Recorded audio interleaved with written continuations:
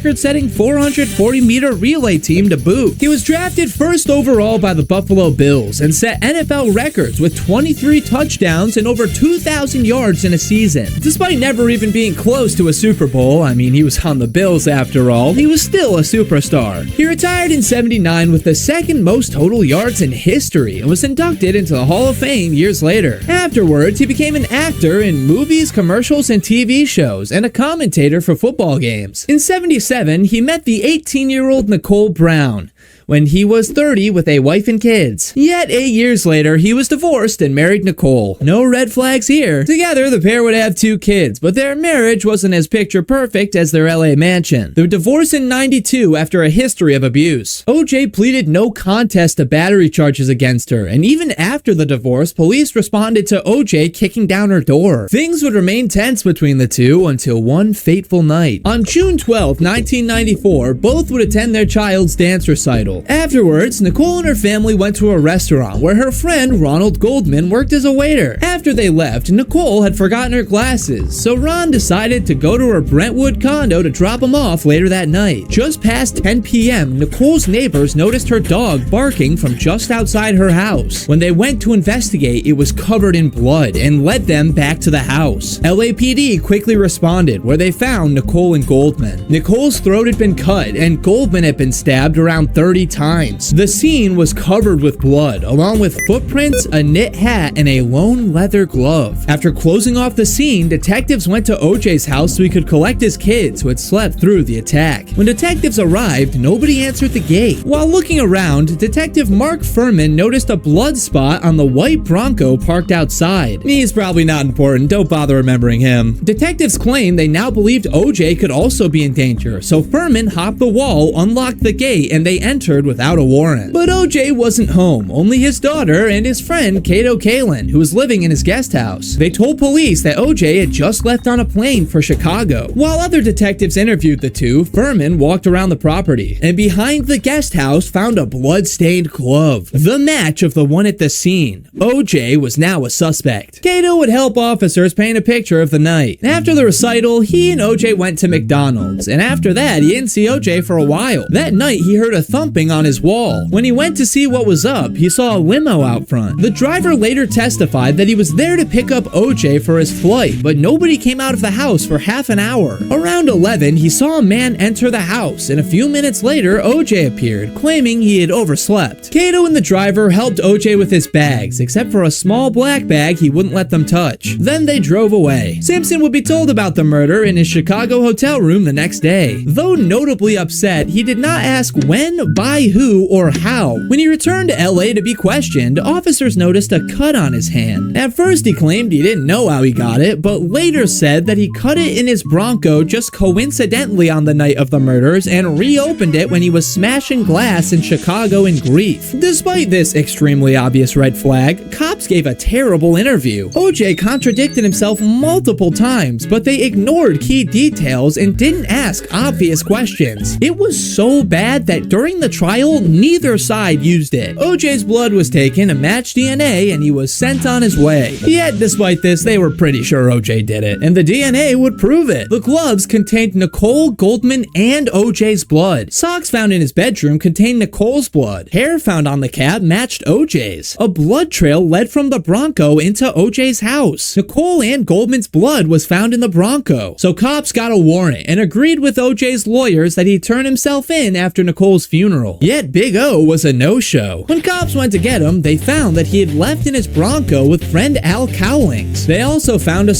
note proclaiming his innocence. That afternoon, an officer saw the two and a slow-speed chase ensued. The most famous chase in American history. Cowling called police, telling them that OJ had a gun to his head. So police followed slowly behind on the highway. Helicopters soon flooded the skies and crowds formed to watch. Coverage of Game 5 of the NBA Finals was interrupted erupted, and 95 million Americans watched the chase live. The hour-long chase ended at OJ's Brentwood home, where he was surrounded by cops. OJ was officially arrested. Inside the car, police found a revolver, OJ's passport, a few $1,000s, and a fake mustache and beard. What seemed to be his poorly thought-out escape plan failed. If there was anyone unaware of the situation, they were aware now, and America was ready for the trial of the century. OJ pleaded absolutely 100% not guilty. Yet with a mountain of evidence, the prosecution was very confident that they'd win the case. Along with extensive DNA evidence, OJ was unaccounted for at the time of the murders. OJ had reportedly told Nicole a month before, "If I ever see you with another man, I'll kill you." On the night of the murders, a woman had seen OJ driving his Bronco, contradicting his story. It was about as open and shut as it gets. Yet their mistake started before the trial even began. The prosecution decided to file the case downtown instead of in Santa Monica where the crime happened. They argued it would be better for the media and cut down on commute times. The entire case being jeopardized because they didn't want to deal with LA traffic is the most LA thing I've ever heard. But really, it was probably just for optics. If the trial was in Santa Monica, the jury would likely be mostly white. And being only a few years after the LA riots, a mostly white jury convicting a famous black man could spark more. It's likely they thought the case was so obvious that even a racially mixed jury that they'd get downtown would have to convict. They also didn't go for the death penalty, which would have got them a friendlier jury, and were pretty lax on jury selection in general. They didn't care. One prosecutor said, "We have so much evidence we could convict Christ." Now that's some confident blaspheming. The juice was in the blender. His only hope was to assemble the greatest and/or sleaziest group of lawyers ever seen. A group that would come to be known as the Dream Team.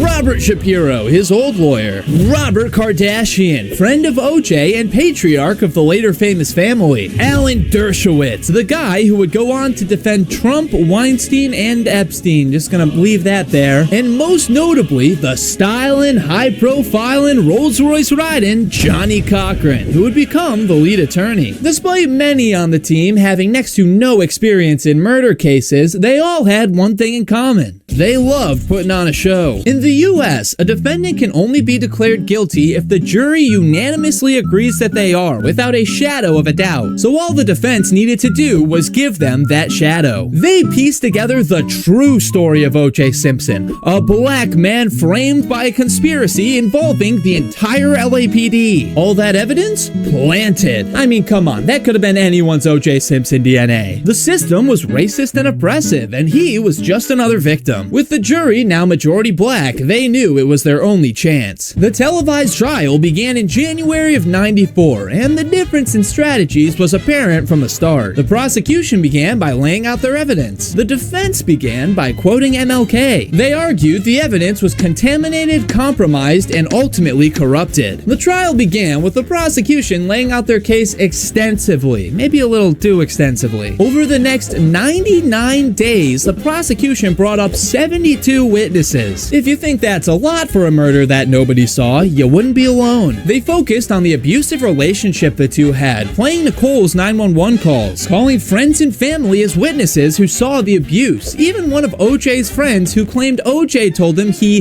had some dreams of killing Nicole. Despite OJ claiming he was practicing his golf swing at the time, as you do at 10 p.m. at night, phone records show that he made a call from his car at the time. The defense didn't even try to explain this discrepancy. OJ claimed to not own the ugly-ass shoes that made the footprints. Photos showed he did. They argued that the little black bag, which had not been seen since, was dumped with the murder weapon. In the middle of this, jurors took a field trip to the crime scene in OJ's house, which I didn't know you could do. While meant to give them a better picture of the crime scene, the defense used it as an opportunity to shape the narrative on OJ. Before they got to the house, they took down pictures of OJ's white golfing buddies and his naked white girlfriend, which was just hanging in his house, I guess, and replaced them with civil rights paintings, pictures of his mom, and a very visible Bible. The trip actually seemed to benefit the defense. And that was a theme throughout the trial. The defense was able to turn the prosecution's case against them. On cross-examinations, the defense was dead set on destroying the cops' credibility, which wasn't too hard. There were photos of cops handling evidence without gloves. Instead of using one of those white sheets, they used a random blanket from inside to cover Nicole. Nicole. They placed some samples in plastic bags that could produce bacteria. Most of the samples were collected by a junior criminalist without supervision. They even got the prosecution's DNA expert to admit that mistakes had been made. They accused officers of misconduct, even framing one as an alcoholic lying to boost his acting career. Slowly, their theory of contaminated evidence was starting to come together. The prosecution didn't do themselves any favors either. When they brought Kato Kalin to the stand, he seemed to contradict himself. So in a strange move, they had their own witness declared hostile. And in the most famous moment of the trial, they were the ones who dramatically asked OJ to try on the gloves. They were a size extra large, purchased by Nicole, and there were photos of OJ wearing similar ones. So they walked him right in front of the jury, where he struggled to put them on. The gloves did not properly fit, which, I mean, am I crazy, or are they not literally on his hands in this famous photo? Not to mention he has latex gloves on underneath, and it's not even like they have to fit perfectly for him to, you know what I'm saying? I don't know, maybe I'm crazy. The prosecution argued that blood and moisture had shrunk the gloves, and when OJ tried on a new pair, they fit. But the damage was done. The prosecution rested their case on far shakier ground than they intended. Now it was time for Johnny the Cock Cochran to get to work. Nobody calls him the cock, I made that up. The Dream Team argued that the prosecution's timeline didn't make any sense, and that the arthritis-riddled OJ could never pull off a double homicide. They called OJ's family as witnesses, who spoke to his good character. This seemed to have a greater impact on the jury than the families of the victims. I mean, come on, murders happen every day. 143 yards per game is generational. Then they played their ace. Earlier in the trial, Detective Furman was called as a witness by the prosecution. They painted him as a stand-up American cop whose work had found key evidence. The defense's cross-exam was brutal, but most importantly, they asked Furman if he had ever used the N-word. Furman said no. Bingo. The defense had found tapes of someone interviewing Furman, which they presented to the court. In it, he used the N-word 41 times. In fact, it was revealed that he once told a friend he would burn all black people if he could. Jesus, more like fewer men. They also revealed that he was part of a secret group of cops called Men Against Women, who tried to force women out of the LAPD with harassment. He even badmouthed the judge's wife, who was a cop. Just a comically evil dude. Furman even had a history with OJ, responding to one of his abuse calls. When he returned to the stand, he refused to answer questions. Cochran presented his theory. Furman took one of the gloves from the crime scene and found it at OJ's, and the DNA evidence wasn't what it seemed. For one, Cochran questioned investigators on why bloodstains found on the back of Nicole's gate were not collected until 20 days after the murder. They had no answer. Weirdly, this blood was found to have a high concentration of EDTA in it, a compound that preserves blood. The cops didn't actually bother keeping a record of how much blood they took from OJ for DNA testing, so when they overestimated, Cochran said that the missing blood was used to frame OJ. That's why the blood was filled with preservatives. The prosecution pointed out that EDTA is also just naturally forming in blood and also in paint, but the jury was still perplexed. The defense brought their own forensic expert, who doubted blood splatters, said the shoe prints could indicate more than one assailant, and that something's wrong with the DNA tests. Jurors later said he had a major impact. All the defense had to do was build a reasonable doubt, and they were incredible at doing it. Yet it wasn't all perfect. They argued OJ was too feeble to kill with his arthritis. The prosecution embarrassingly showed OJ being extremely active in his new workout video he had just released, including one exercise that was just straight up punching. When I'm a little angry or have a little too much stress, I think of Mount St. Helen,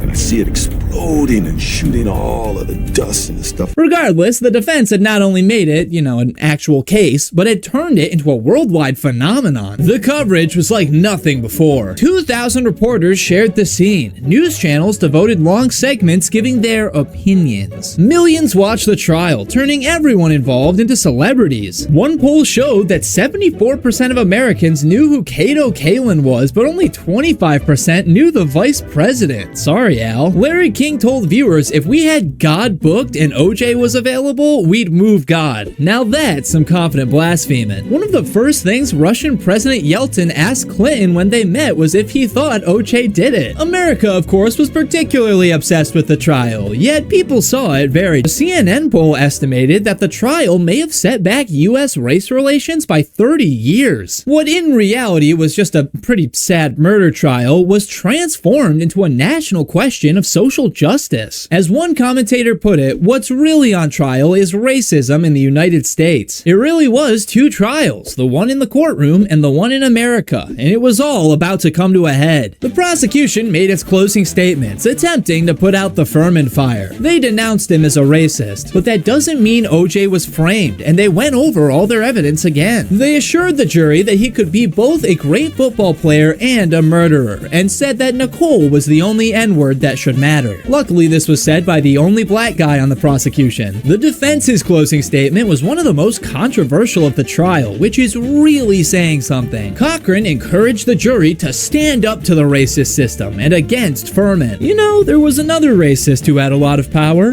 That's right, Hitler. And Hitler was bad. And since Hitler is bad, OJ didn't kill his ex-wife. That makes sense to me. Even other members of the Dream Team condemned the closing as playing the race card from the bottom of the deck. Yeah, the Dream Team didn't like each other much. Turns out combining a slew of attention-starved lawyers leads to fighting for the spotlight. Who knew? But Cochran ended his statement with the now famous line. Do the right thing, remembering that if it doesn't fit, you must acquit. The trial was over, and the jury went to deliberate. OJ never even testified. The case had over 150 witnesses, cost $15 million, and lasted 133 days, the longest in state history. Yet the jury had a decision in only 3 hours. Helicopters circled the courthouse, streets were closed off, and hundreds of extra cops patrolled the streets. They were ready for riots if it came to it. 142 million people tuned into the verdict on TV and radios, and it read, in the matter of the people of the state of California versus Orenthal James Simpson, Orenthal James Simpson not guilty of the crime of murder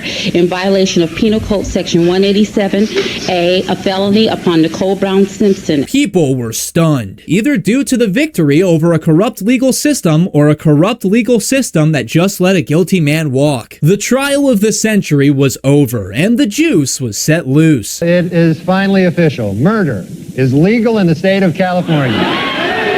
Theories on what went wrong began immediately. Other high-level prosecutors called the prosecution team the most incompetent they'd ever seen. They sucked, and everybody knew it. They were the ones who had him try the gloves on. They were the ones that called Furman to the stand. Another large criticism was how long they took. The jury had been sequestered, aka locked away from the outside world, this entire time, except for when the judge sent them on field trips in the Goodyear blimp and to Catalina Island, which, again, didn't know a judge could do. But if you make me listen to the same points over and over and over again while keeping me away from my family, I'm probably gonna get pretty annoyed with you. And since the jury was sequestered this whole time, they only knew what the prosecution told them. Despite all their evidence, they left out key parts, like the woman who saw OJ driving that night, or the items in the Bronco during the chase, or the fact that OJ bought a knife similar to the one suspected of the killing shortly before. Evidence that, according to the jury, could have changed their minds. Hell, if you couldn't tell by Kardashian's guilt-stricken face, not even OJ's team thought he was innocent. But one of the jurors said it best. Mr. Simpson would have been behind bars if the police work had been done properly. After the win, OJ declared that he would dedicate the rest of his life to finding the real killers. Instead, he was immediately sued by the victim's family in civil court for wrongful deaths, this time in Santa Monica. The judge was not as lax as the previous and didn't allow OJ's lawyers to build up the conspiracy angle again. OJ was forced to testify, fumbling through explaining the unexplainable. The jury agreed that OJ had wrongfully caused the deaths of Nicole and Goldman. He was ordered to pay $33.5 million, even being forced to hand over his Heisman Trophy as compensation. OJ didn't really have a lot of money, considering he had to pay the greatest lawyer team of all time thousands per week for 9 months, so he decided to become an author. His book, If I Did It, was a hypothetical scenario in which he explained in detail how he would theoretically commit the murder. murders. It was a borderline confession. The public was obviously outraged, as were the courts, who gave the book's rights to the Goldman family as financial compensation. They published the book, but made the "if" on the cover barely noticeable. Years later, Simpson was still strapped for money. So in 2007, he and some buddies robbed 2 sports memorabilia dealers at gunpoint. After he was arrested, Simpson claimed he was just trying to get back items that were rightfully his, saying, "I didn't know I was doing anything illegal." He'd served 9 unhappy years before being released on parole, assuring his parole board that he was not a guy who lived a criminal life. And in 2023, he got ass cancer and died the next year. And that brings us to today. Yet, after all that evidence, I still don't know who the murderer could be. It just doesn't make sense. I mean, who could have killed these people?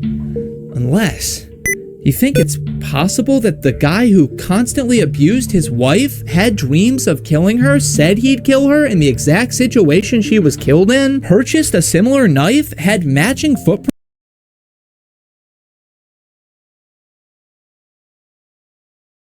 was suffering, and that he liked to pamper her when he could? It went over with the public just about as well as you'd expect, and she got new lawyers shortly after. But it wasn't just worldwide embarrassment. Lewinsky was facing jail time for perjury, but she was all Ken Starr and the investigators had. Lewinsky was their only chance at getting proof. They needed that dress. But her lawyers were adamant that she wouldn't plead guilty to anything or end up in a cell. So in July of '98, the two sides came up with a deal. In exchange for handing over the dress, Lewinsky would get immunity. Once they got it, a blood sample from Clinton would prove that the DNA on it was his. There was no denying it now. Clinton had not only had an affair in the Oval Office, but committed a crime trying to cover it up. In August, Lewinsky would testify before a grand jury about the affair, stating the details along with the attempted cover-up. Clinton would face the same jury about a week later, but he would sort of beat around the bush, no pun intended. He insisted that he had not actually lied, that while they had inappropriate intimate contact, it didn't count as sexual relations somehow, that his definition of alone was different from everyone else's, and famously stated that it depends on what your definition of the word is. Once his grilling was over, he would address the nation on TV and finally admit what many already knew. Indeed, I did have a relationship with Miss Lewinsky that was not appropriate. In fact, it was wrong. Many congressmen strongly condemned the president, letting him know he'd been a real bad boy, as if they hadn't done worse. And Republicans were riled up to start an impeachment. But what the hell's an impeachment anyways? In order to impeach a president, the House of Representatives has to draw up criminal charges against them. If the majority votes in favor of the charges, the president is impeached. But that doesn't mean they're removed from office. All it means is that the Senate will hold a trial against the president to see if they're actually guilty of these high crimes or misdemeanors. If 2/3 of the Senate votes that they are, then the president is removed. Ken Starr would submit his final 445-page report to Congress, listing 11 impeachable offenses. Yet it only mentioned Whitewater a handful of times, despite that being what the report was supposed to be about. But it did include many details that some thought were completely unnecessary and just there to embarrass Clinton. Was that true? Well, the report detailed an instance between the two where a cigar was used for non-smoking purposes. Does that matter at all to Clinton obstructing justice? You decide. Regardless, it seemed like the House would vote to impeach. Now you may be thinking, yeah, this all wasn't very gamer of him, but it's not very impeachable, you know what I mean? Was this basically just a hit job by his enemies to make the president look bad? Whether that's true or not, it sure seemed to be what most Americans thought. Case in point, the midterm elections were happening during all of this, and Republicans expected a landslide. They were the ones leading the charge against this criminal president, after all. It's me, Bill Clinton. Go to skin.com. But when the results came in, not only was it not a landslide, they gained 0 seats in the Senate and lost 5 in the House. A complete upset. For you see, despite how big of a deal this was to the media in Washington, the American people didn't seem to actually care. While sure they kept up with the news, most didn't hate Clinton. In fact, his approval ratings were higher than ever. Republicans had overplayed their hand. Most polls showed that voters didn't want an impeachment. Mr. President, why do you think the American public has continued to support you throughout these impeachment proceedings? Oh, probably because you're so fat.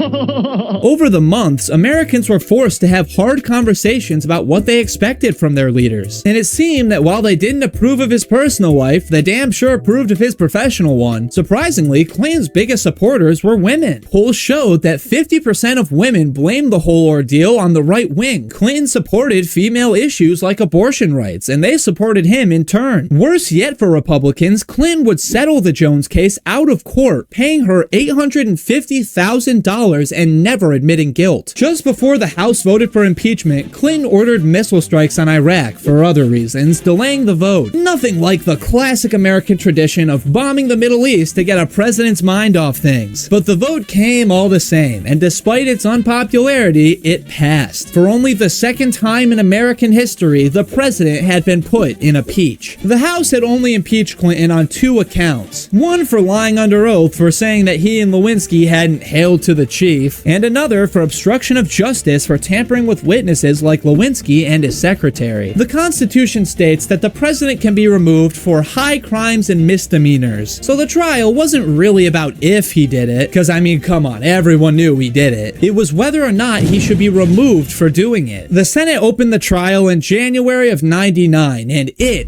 was really boring, reportedly putting some senators to sleep. It was pretty clear from the beginning that 2/3 of senators were not going to vote to remove him. At this point, it was all for show. The prosecutors argued that Clinton had clearly committed a crime, so he should be removed. Clinton's side argued that despite the bad conduct, it wasn't removal worthy, and after a month of trial, the Senate agreed. Clinton was found not guilty. 55 senators, including 10 Republicans, voted to acquit on perjury. The vote was 50-50 on obstruction, but still nowhere close to the 2/3 needed for removal. After everything, the president would remain the president. Clinton would later address the nation, calling on America to redirect its focus to the future. Despite its lackluster conclusion, the aftermath changed history and American culture forever. As I said in my 2000 election video, which you should go watch, like and subscribe, Al Gore was afraid of campaigning with Clinton due to the scandal, which may have cost him the presidency. This was the beginning of the end for the clutching your pearls prudeness of the 80s and 90s, with topics like this becoming less taboo to talk about. News media changed as well, with the birth of argument culture, where commenting on the news became more important than actually reporting on it. But its biggest impact was on Clinton's legacy. I mean, I didn't know all the accomplishments this dude had. I just knew him as the funny quote guy. And maybe for that other thing. Is this Linda Tripp? Yes. You shouldn't have talked, you stupid bitch. I hope you die.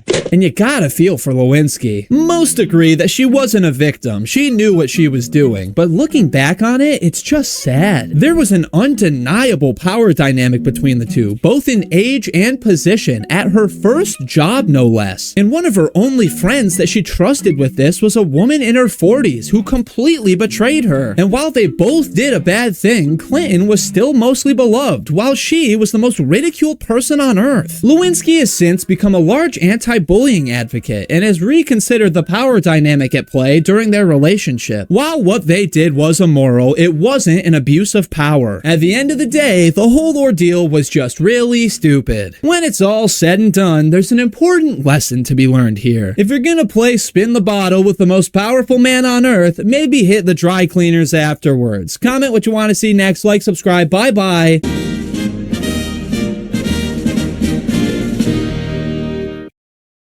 When Redditor Cinnamon posted that his soon-to-be ex-wife flight-tested his gaming PC from their third-party balcony, I knew I had to step in. Not to fix their relationship, that is way above my pay grade, but rather to see if anything from the ruined rig could be salvaged. I also saw an opportunity to do a bit of investigation. See, I've seen my fair share of damaged PCs, and I've also seen my fair share of internet sob stories. And when I saw the single picture that he posted of the aftermath, it definitely raised some questions for me. You guys see this? Right around the edges of the frame. The case itself doesn't appear to be that mangled compared to the damage that we're seeing inside. So I think there's a possibility that Cinnamon is more of a criminal trying to capitalize on internet charity to get a new PC. A ploy that has already worked if indeed it is a ploy. Starforge sent him a pretty nice looking system to replace this one, so all that's left is to see just how much water his story holds, and to find out what, if anything, can be salvaged from this wreckage. Oh, look at this. There's one thing that survived the impact. This segue to our sponsor, Jawa. Offset the cost of your new PC upgrade by trading in your old GPU or CPU to Jawa. Check out their link in the video description and use code TRADEUP10 to get an additional $10 on top of your base offer. Obviously, my first question is, why? I mean, clearly there are some relationship problems, or A, she wouldn't be a soon-to-be ex-wife, and B, his PC would still be in one piece, but what's the specifics of the story here? Well, what he told us is he approached his wife about getting a divorce and said basically that all he wanted was the PC. That was the wrong thing to say, and yada, yada, yada, PC flies off the third floor and into the ground. Okay, well, obviously nothing's going to go great from that height, but surprisingly, as I mentioned before, the case, after touching some grass, is in pretty good condition. Now, he claims he has done nothing to the PC since then, other than pack it up and ship it to us, which, by the way, was not a simple matter. DHL was not cool about shipping broken hardware. They've seen this movie before and don't want to be involved. They've had situations in the past where people have intentionally shipped broken stuff and then tried to come back and claim damages and get the insurance money. Right, okay, well, enough ado. Let's ado this. All right. Get it? That was terrible. Astanabruke? Where did this come from? Lithuania. Oh, Lord. How much did we pay to get broken computer parts here? Probably too much. Oh, that's not a good sign. That's the wrong angle. Yeah, he worked as a tech before, so you can take his word for it. I'm not a scientist, but you know. It's not supposed to go in there like that. Oh, hey, he wrote a little note for us. Oh, yeah. Good luck. Do not check the homework folder. Yeah. I get it.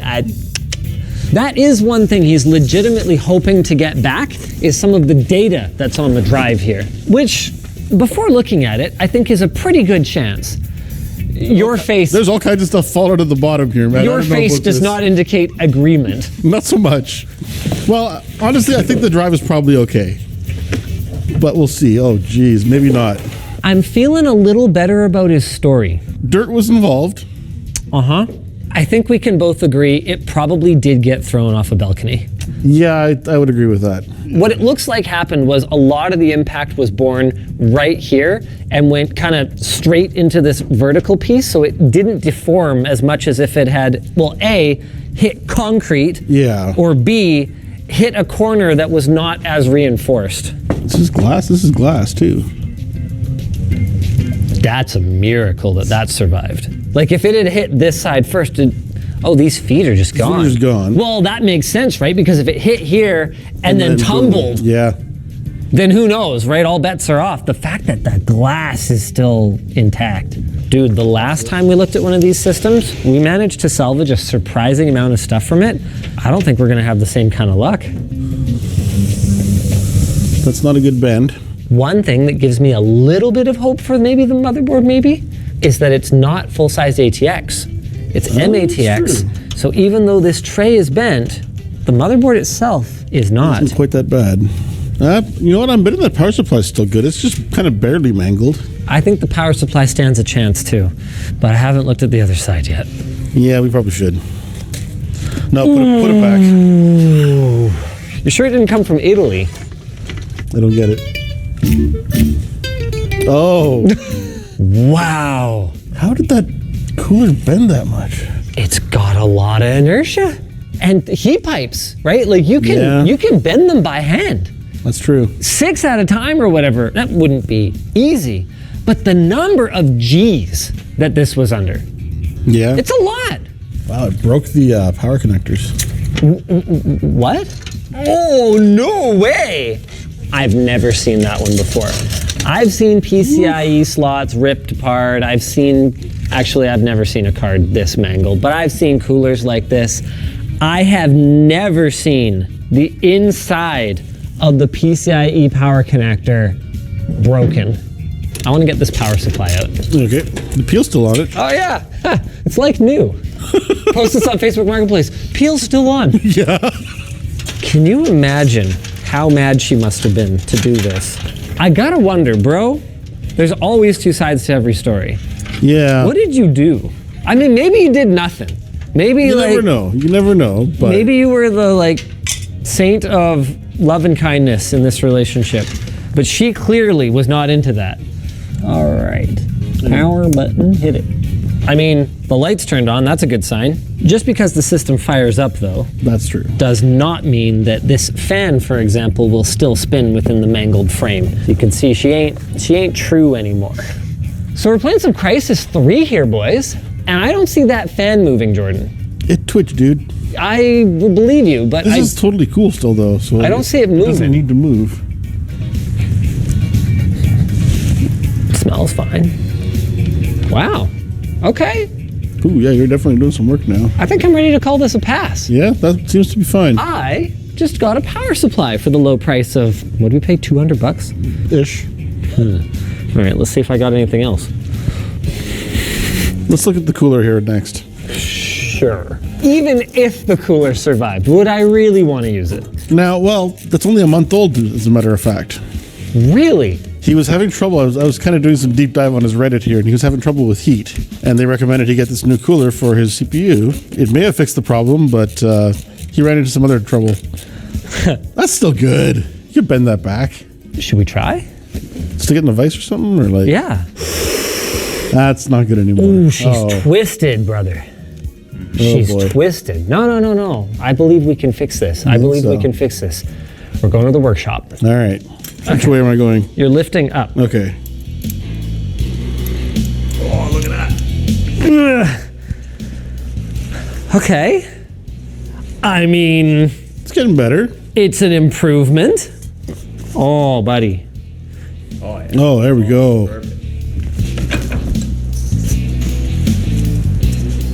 Huh? I say we put it on our bench. I think she's going to work just fine. While Jordan's salvaging the brackets, I realized we left our game running, so all I gotta do is fire up hardware info, and we can get a before temp with an AMD stock cooler, because at the end of the day, just because it functions at all doesn't mean it's worth installing if it's no better than the stock cooler. So right now we're running at 44 degrees with a maximum of 48. Let's see if this does any better. I need some fans. Right. Well, I have this one. Okay. She's a little unbalanced. Hold on, maybe we can fix that though. So all we have to do is give her the old amputation. There. All right. If you didn't look that close, you'd think, oh yeah, they bent some fins when they were installing it. Dude, she's looking good. Beautiful. She's looking good. That one's less beautiful. Well, you won't, when she's in motion, you won't even see it. Oh, dude, I'm stoked. I'm stoked on this. I think I got a $200 power supply cooler bundle. There you go. That's pretty good. Maybe more. Maybe we get some RAM. Oh, dude. Wow. Oh, dude, we're like, yeah. All right, we fixed the cooler. We're geniuses. Well, I agree with you on one of those points. Which one? I'll leave it to you to decide. All right. I want to see his CPU run. All right. Ooh, 5600X. Yep. Dude, if I got a free 5600X and a power supply and a cooler, this is starting to look like a pretty good value. Yeah. What's a 5600X worth these days?